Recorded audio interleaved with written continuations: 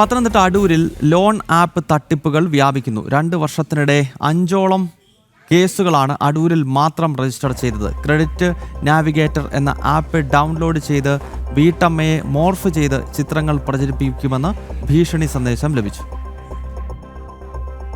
Mobile phone loan app തട്ടിപ്പുകൾ വ്യാപകമാവുകയാണ്. Credit navigator എന്ന app download ചെയ്ത വിവരങ്ങൾ നൽകിയ അടൂരിലെ വീട്ടമ്മയാണ് ഒടുവിൽ കുടുങ്ങിയത്. ഇൻസ്റ്റഗ്രാം പരസ്യം കണ്ടാണ് ക്രെഡിറ്റ് നാവിഗേറ്റർ ആപ്പ് വീട്ടമ്മ ഡൗൺലോഡ് ചെയ്തത്. ലോൺ അപ്രൂവലിനായി KYC രേഖകൾ അപ്ലോഡ് ചെയ്തു. പിന്നീട് ലോൺ പെൻഡിംഗ് എന്നാണ് കാണിച്ചത്. എന്നാൽ ദിവസങ്ങൾക്ക് ശേഷം EMI ആയി 3500 രൂപ അടയ്ക്കണമെന്നാവശ്യപ്പെട്ടുള്ള സന്ദേശം വന്നു.